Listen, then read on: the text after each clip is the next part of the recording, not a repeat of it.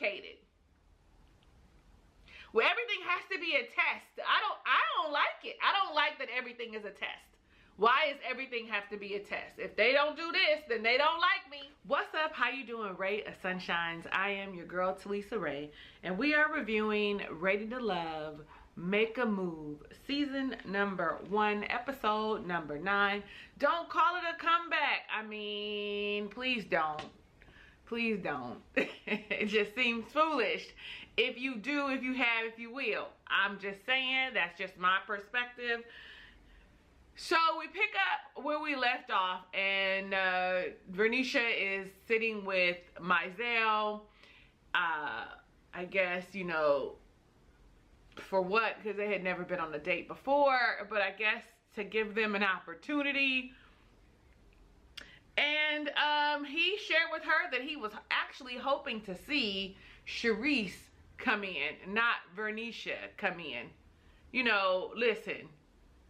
Number one, she looked kind of salty at the fact that he, you know, really wasn't excited to see her, that his hope was to see someone that he actually dated.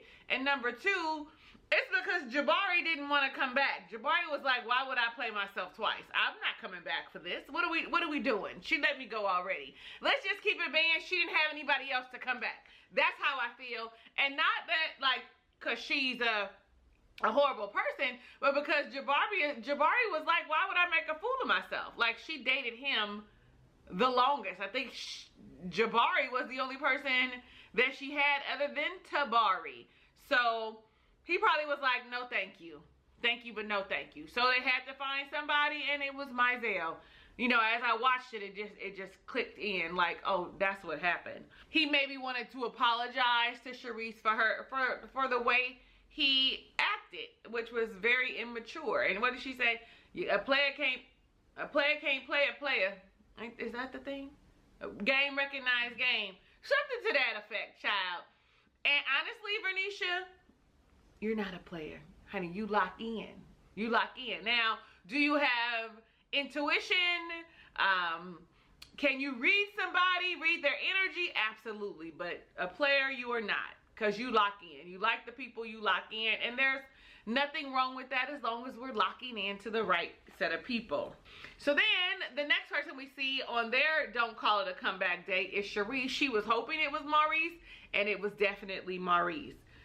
He's been calling her, texting her, and so, you know, she really kind of missed him. And because that's really the kind of man that she is attracted to. Someone that has some type of prestige and stability. Maurice is an attorney, dresses in suits the way that she likes. If it's a casual date, you know, he dresses in the appropriate attire. So it's something that she's attracted to. Money! Anyway, this is odd, but I just wrote down he has really nicely manicured nails. Like, he takes really good care of himself. Really good care of himself. He's well groomed. Them nails was manicured. I don't know if he had just got them done, but they looked like they were like they're always manicured. And he just seemed to be a little more talkative, showing a little more like gratitude towards her, or not gratitude. Yeah, I don't know if gratitude is the right word, but was a little more complimentary towards her and how he viewed her, opened up. Child, then we go and we see Ashley. Ashley coming in all giddy. She got some flowers and some chocolate. And it's Kirsten. And she grinning and shit. And he got more flowers and more cards. And I'm all like, this girl is silly. This girl is silly when it comes to her type and the thing that she likes. She said she hadn't felt special like this in a long time. Special like what? Somebody buying you flowers and candy? Then I'm going to recommend that you go and you buy you some flowers and candy so that you can feel special. Because I love flowers. I love a good gift. I really do. But, ma'am, this man is a walking red flag. There is nothing about him that was really good. This was the best thing that he's done.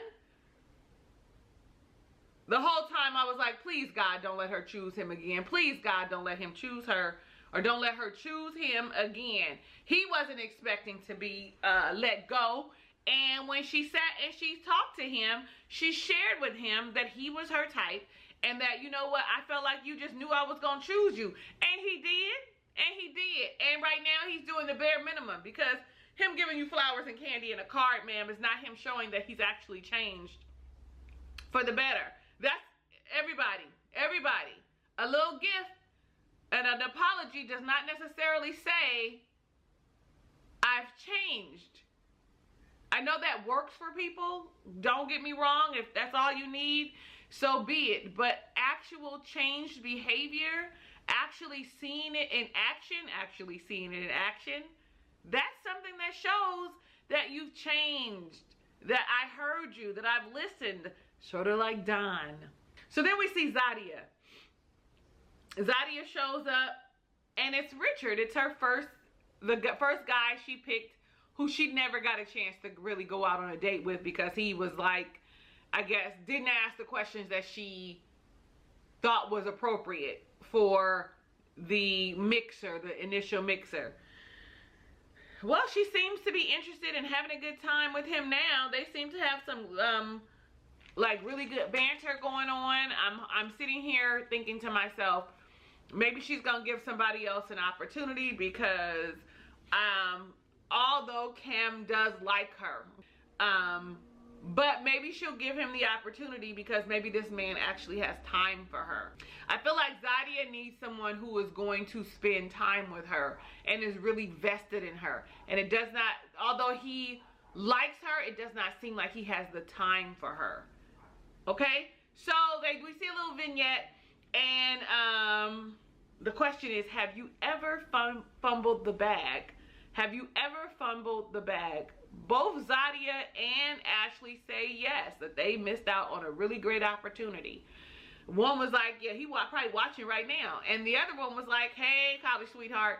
But my question to you is, have you ever fumbled the bag? And because I'm asking you that question, I'm going to answer it myself. No, I've never fumbled the bag. And not because I'm such a great catch, even though I am.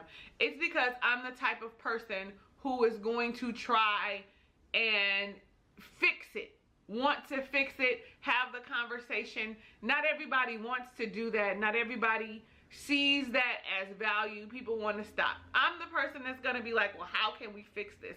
You know, I really see value in the relationship. I really see goodness here outside of whatever is wrong. You know what I'm saying? I see the goodness of it.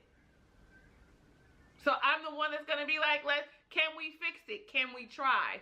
I'm going to be the one that's going to try and fix it, even if the conversation hasn't been had. And so by the time something is over, it's over. Okay? Either they don't want it, they don't see the value in the relationship where it's worth fixing, or it's just done. Like, it's nothing you can do about it. So no, I've never fumbled the bag. Honestly, I am the bag, and 9 times out of 10, when the relationship is over, most people recognize that I am the bag. That I am the bag. Even with the things that they weren't fans of.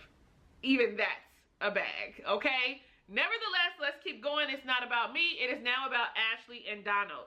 Ashley, I be looking at her like, girl, what is wrong with you? Like, literally, what is wrong with you? She definitely has some growing to do still.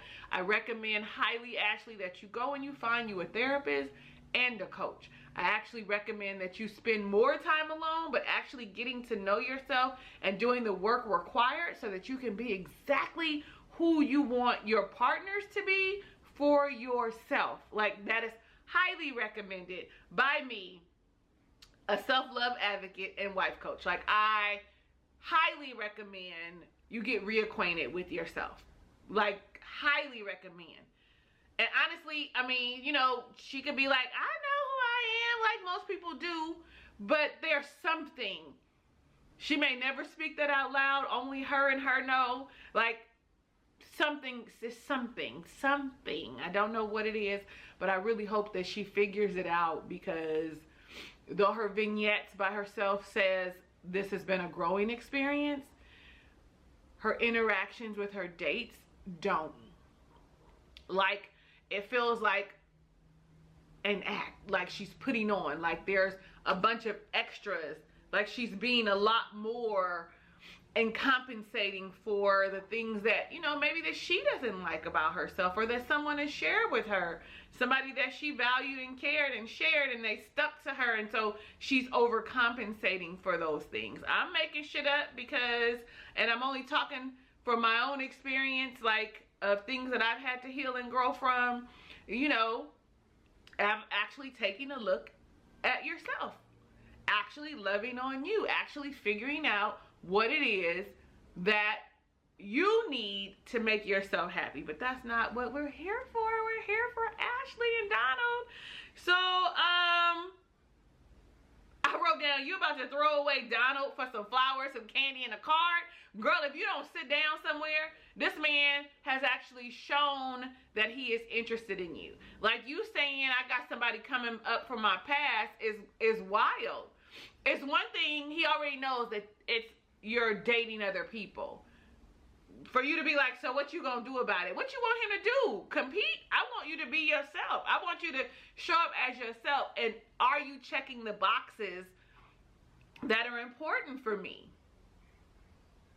She said in her vignette that she wants someone who chooses her always, that makes her feel like she's the only person in the room, that is understanding, that is loving and affectionate, and knows where they are going. I'm gonna say 1, 2, 3, 4 of the 5 things we have seen from Donald.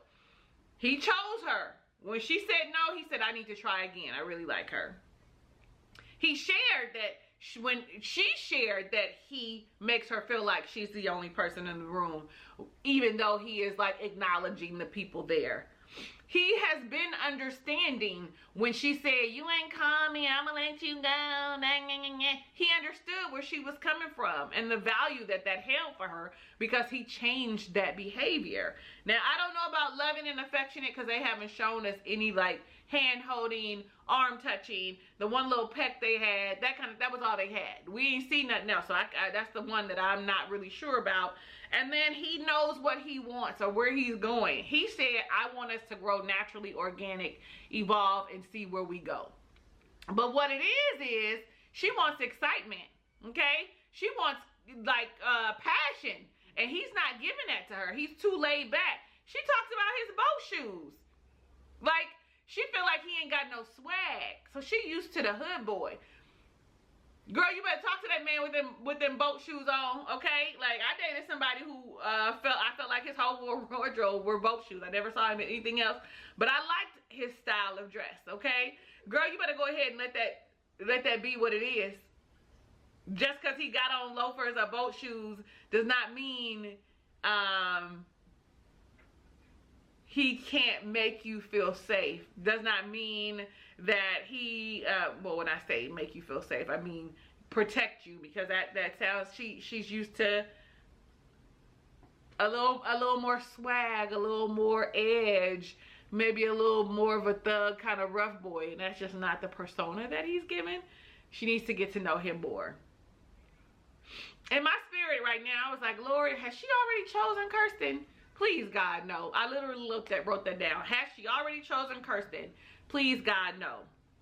So then we see Sharice and we see Nick. And Sharice is giddy. She finds him attractive. She thinks he's muscular. But he actually said, you know, we talked about traveling and stuff, but I really want to know about you. We need to talk more. And I thought that was good that he's like, okay, I want to get to know you. I'm interested. And he was low-key funny. What's your favorite color? Do you like me? Yes or no, right? Like, all in jest. But I actually enjoyed that about him. That he actually was like, how do I learn more about Sharice? So next we see Zadia and Cameron. They go out on their little date, honey. She's excited. They hold hands. She always looks so cute and adorable. Every time I see her, her style is super, super chic, elegant, classy. She always looks really cute. Come on, Zadia. I love it. Hair, everything. Hair, clothes. How big was her bags that she was bringing with her for these however many weeks they there? Nevertheless, she said that he was the first person that she has let her guard down with in a long while, where she kind of was open and vulnerable in a long while. Baby, let me tell you, I get it. You know, and so for her, she's really excited about this relationship and how they're moving forward. Like, I opened myself up to you. I let my guard down. I really let you in. Y'all, she said to him that, you know, Tamika still has me going on these blind dates. But I think she said, I have landed where I wanted to. Like, this woman has really put herself out here several times. And he was like,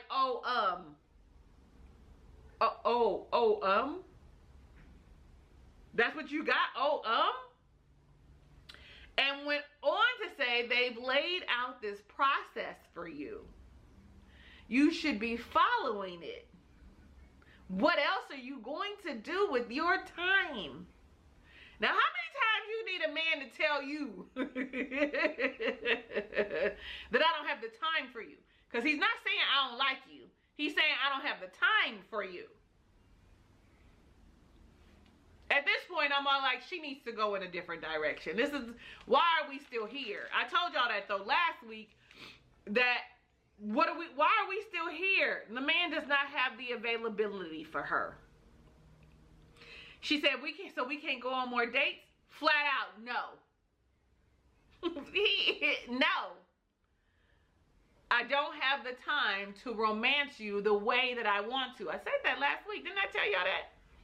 I told y'all that last week, that was what the man's problem was. It was not that he didn't like her. I called him a coward because he couldn't walk away. He couldn't tell her no. He couldn't say, I don't have the bandwidth for this. That's why he was a coward to me. Let's get that clear. Okay? He does not have the space for her in his life because he has goals, because he has things that he wants to accomplish. He went on to say that maybe in a year or two, that is what hit home for her. She has been allowing grace because she likes him like we do, giving him the opportunities like we do, making room for him like we do, allowing space to be navigated, like, okay, so I hear you and I understand and I can work with this like we do. And that's what hit home for her. 1 to 2 years, you don't have time for 1 to 2 years is what he said. I think that did it for her. Her whole constitution changed. Y'all saw it, I saw it. It's about time that something hit home. I mean, the man, listen, I think he, like, I don't know how many times I'm going to say it, but I'm going to say it again. I think he does like her. But I think that he does not have the time to commit to her. And like I said last week, that whole long distance relationship is not a thing that people are open to or really know how to navigate. She said in her vignette, I don't understand what's keeping him here. You are. You're keeping him here. You're keeping him there because you like him. You are. He's not going to tell you that he doesn't want to be there. You are keeping him there. I'm going to continue with you. I like where we're going. You are keeping him there. It's you, ma'am. It's you. He has said that he don't have the space. It's you, ma'am. You're keeping him there. You don't know what's keeping him there. You are. He's not going to tell you, like somebody said later on, I'm not going to drop the bag. I'm not going to fumble you because you fine as fuck. Okay? Not only that, you got other things going for you. Why would I let you go? That is what he has been saying. You have to let him go. He needs her to say bye. We see Vernisha and Tabari together. Tabari shares with us that he needs to lock in with her. Like, he knows that things are coming to an end and he needs to lock in with her. He asked her if she can see them together after the process. And she says yes. And he's relieved because he's like, you know, of course, this is fast, this is quick. People be just doing stuff to be doing stuff. And so he wants to ensure that, hey, I don't want this to end, and then you be like, never mind, ha, I fooled you, I'm going back to Texas. Don't call me, don't talk to me ever again. But that's not what she said. She said that she would meet the needs of her man. She would figure out how to work things out. I mean, most men want to hear that. I mean, shit, most women want to hear that. Like, why are we pretending like we don't want someone to consider us? And that's exactly what she said. I'm going to consider you, how you feel, and what you need. We see the ladies gathering around with Tamika. I have a few notes, and not that many. One of them was for Ashley, and it was why they set her up like that. Like, why they do that? The girl is like, why they set her up like that is what I wrote. I also wrote that I love that Sheree sets a boundary and sticks to it. When Vernisha shared that Myelle asked about her, you know, wanted to have a conversation with her, she was like, it's a hard no, hard pass, no. I really like that about Sheree. Now, like I said last week, I know she messy and everything. I know that she can be, but when it comes to relationships, she knows exactly what she wants and is not settling for anything less. You can't be mad at her for that. I know I can't. I ain't mad at her for that. We could probably take a page out of her book of going after what you want, no matter the cost, no matter how long it takes. Like, I like that about her. I mean, I'm looking at her going, I just need to be probably a little bit more firm sometimes. Not allow so much grace, because I am a grace giver. I am a grace giver. And when the inconsistencies and the orange flags start to show up, because red flags I'm out, but the orange flags start to show up, I need to stop get grace and stop looking at an entire situation, because I do that. People don't do that for me. I'm blinking because people don't do that for me. They look at it from their side and their side only, but I'm going to look at it from my side, and I'm going to look at it from theirs too. But the big thing is that I wrote is that everybody sees that Cam is an issue except for Zadia. Everybody sees it. Not that he doesn't like her, but that he is not shitting on the pot. You know how they say shit on the pot to get up? He's not shitting on the pot. It's to the point that some of them feel like he's just stringing her along. Are they getting paid for this? We know that the women are. I think they are, right? No, that's Married at First Sight. I'm doing Married at First Sight too. Y'all seen that? That's Married at First Sight. And yeah, never mind. But I don't know. I can't remember. Do they get paid for Ready to Love? Are they getting any stipends? Any bonuses? Anything for, you know, do they get any money? Or is the only thing they get is to be on TV? Y'all let me know down below in the comments. I can't remember. I want to say the answers. They ain't getting nothing. They don't get nothing as contestants. They don't get nothing. I wrote down, there is nothing left to hear. He does not have the bandwidth. That is what everybody is saying. There is nothing left to hear. And again, when we like somebody, honey, them rose-colored glasses go on and we forget that they just glasses. I gotta keep mine on because everything gets blurry. Like right now, I can see my words on my paper, but seeing my actual camera is blurry. Okay, let me put my glasses back on because it feels better.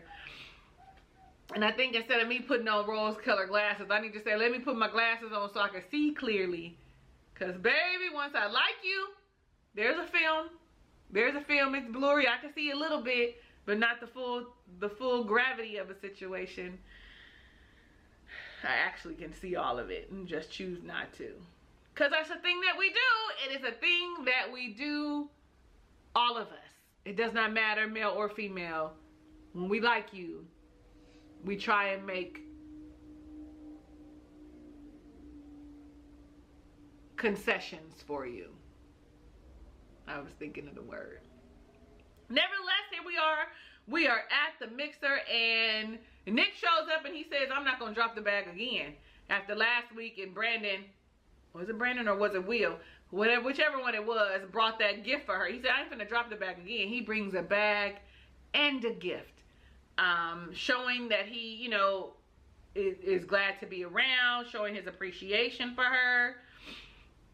And then we see Vernisha, and she is upset because he didn't call her. He didn't call her. He didn't text her. He texted at 6 p.m. She'd been waiting all day. Now, I'm going to say what I said when it happened with Donald and Ashley. Why didn't she text him? Why didn't she reach out to him? Why didn't she say, hey, how you doing today? I was thinking about you. What is up with that? Do they tell you not to call? Do they tell you not to reach out to them on the show? Like, what is that?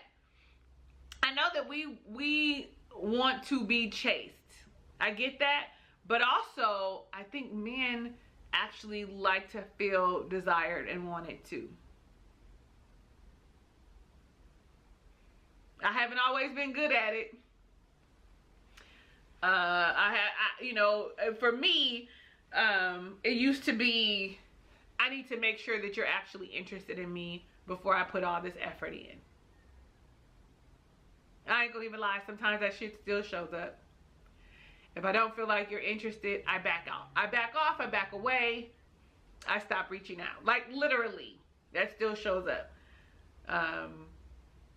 For me, as a person that can read energy, as an empath, I back up. I mean, it's something to work on. I do have a conversation. I do try. Let's say that I do try and have a conversation. But literally, if I don't think you're interested in me, if I don't feel like there's interest, I back up. I definitely do not go where I'm unwanted. I might try a couple times, and if that's what the energy feels like, guess what I do? Pull back. But that's not what's happening here. The man has shown interest. You can totally be like, hey girl. Hey Tabari, what's up? I don't think that there would have been anything wrong with that. It's not like this man has not shown interest in Vernisha. Anyway, we see Zadia spill her drink all over her dress.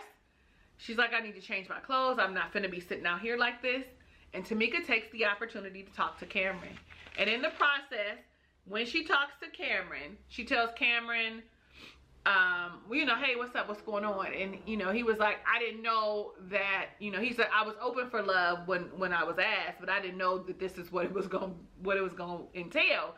And true to Tamika form, she's like, I don't believe you. There's only two things. Either you are stringing her along, or you actually care for her. You actually are starting to fall for her. And I do like the moment where Cameron says what he is afraid of. I told y'all he was afraid of something. Coward equals afraid. He is afraid of what it's going to look like as a long distance relationship. And that's a scary thing. Is she going to be serious about me after this? How do we move forward if I open up like she is? How do we move forward? Well, I'm gonna tell you this, Cameron. The woman has been open. And so she has just as much on the line as you do.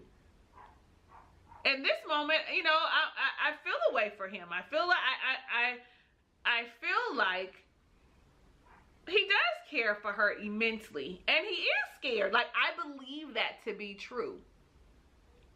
But I also wish that he would have articulated that to her when she asked. When they had the conversation in the home. He should have, in his home, he should have said, what does it look like? I am afraid. Yes, I am busy. And I'm so busy that when you're not here, I may forget about you. So how do we move forward? Like, those are questions that he should have brought up. I feel like, you guys can disagree, but I feel like that she's been open and honest and willing to have those tough, awkward, and uncomfortable conversations with him. Tamika asked a very good question, and I want us all to ponder on that. When it is time to make the decision of whether you go or you stay, how would you feel if they are not in your life?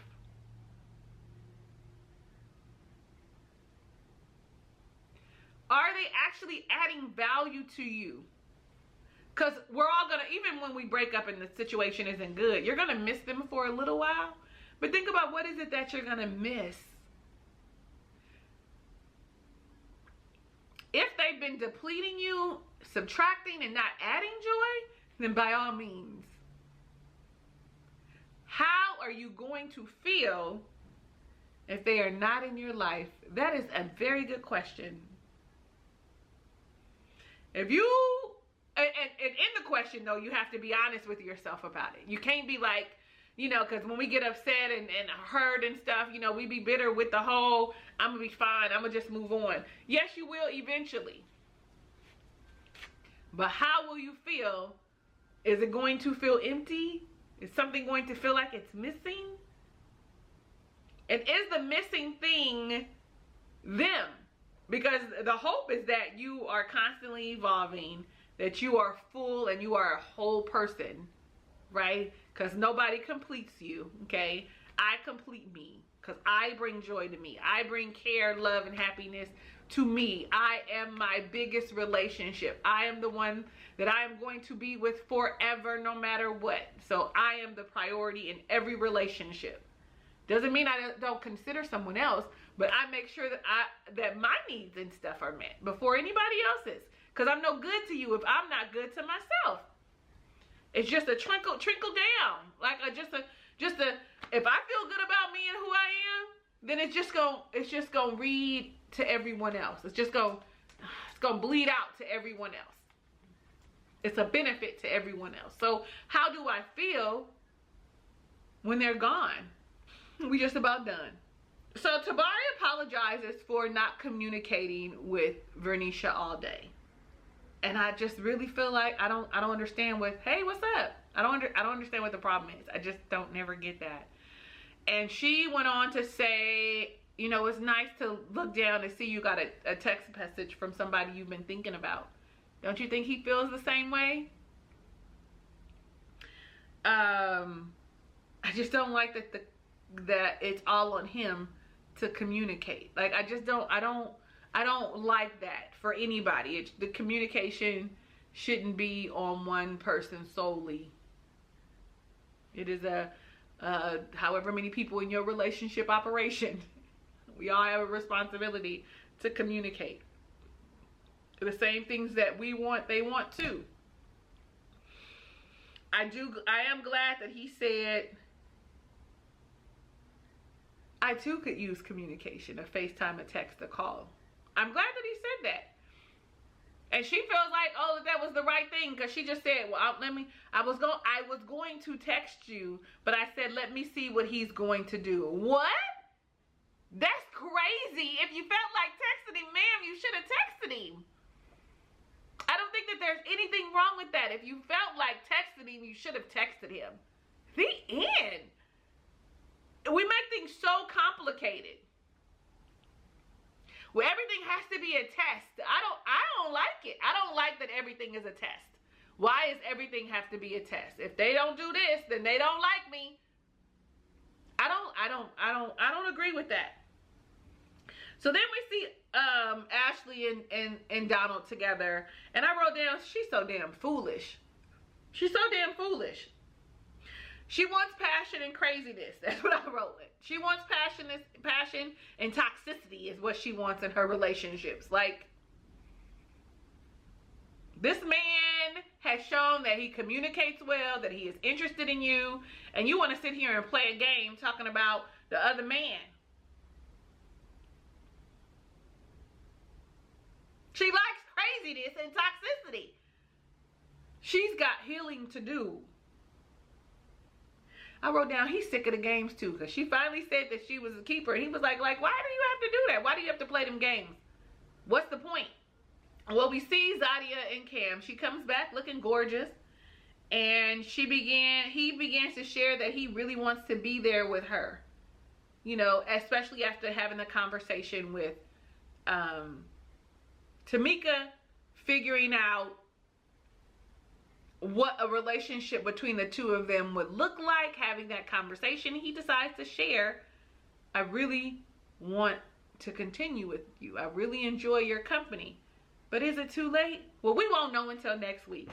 Okay, we won't know until next week, but I can say that we already know that Sharice did not keep Nick, that she went with Maurice because she's meeting Maurice's family, because next week we meet the keepers' families.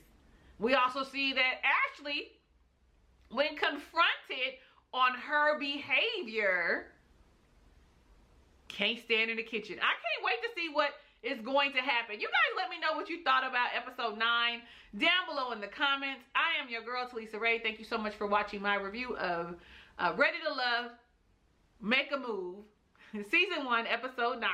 If it's your first time visiting my channel, click the subscribe button and become a ray of sunshine. Right next to that is the notification bell. You must click it in order to be notified that I have uploaded a video. Yes, yes, yes, you must.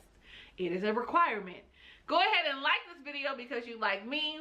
Share it with your friends so that they can come in and join in on the conversation, on in with our shenanigans, give their opinions, etc., etc. Know that I love you in real life and I want every good thing that God has in store for you, even if you don't know what that is for yourself. Hugs and kisses and lots of love. I will see you on the next review.